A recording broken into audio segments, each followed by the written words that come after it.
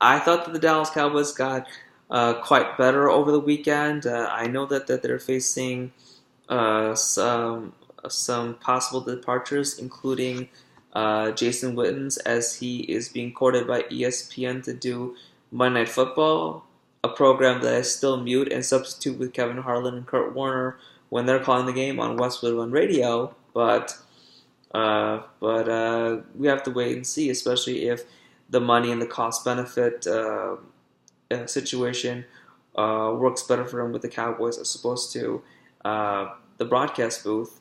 Well, Dallas, in my opinion, had a very good draft weekend, especially with their selections of Leighton Vander Esch and Connor Williams, the linebacker and offensive lineman out of Boise State and Texas, respectively.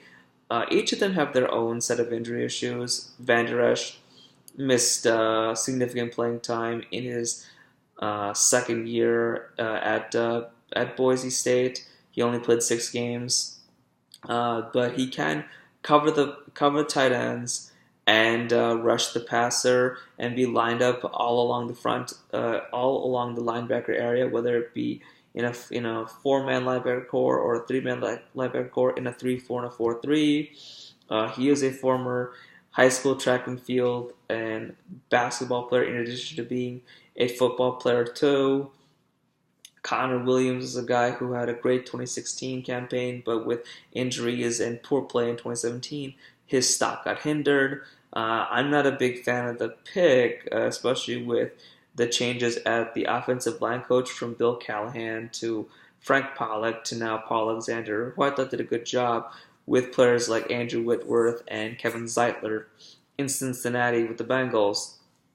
However, as a former bully victim and being a former one myself, I'm actually rooting for him to succeed. I hope that he didn't make the same amount of mistakes that I had made despite being a bully victim. And I hope that he's made the most of his life after such horrible periods. I hope that he finds success, maybe even cracks the starting lineup as a rookie in this upcoming season.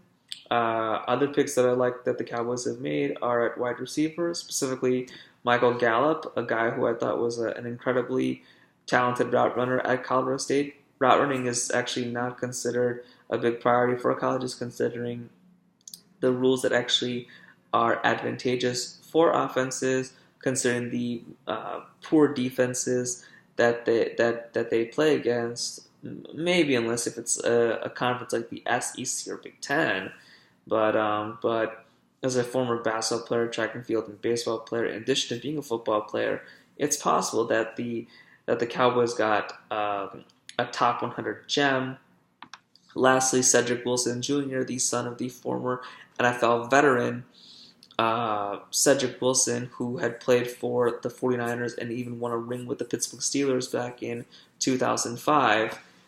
Wilson, in his last 2 seasons at Boise State, averaged 24 yards a kick return, caught 2,600 yards receiving, and had 18 touchdowns. I mean, imagine if that touchdown number had been at least 20, because it'd be 2 being the first digit in each of those significant statistical categories.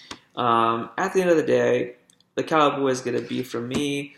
My faith will be in their director of pro personnel, Will McClay, who actually not I think, but in reality is the true brains behind the personnel strategy in the Cowboys organization.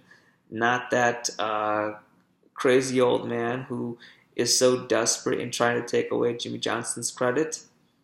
Well, I look forward to a really good season for Dallas in 2018, if not an improved season in comparison to what they had gone through in 2017. If not, I definitely could see them find success with these prospects later down the line, maybe 2019 or 2020.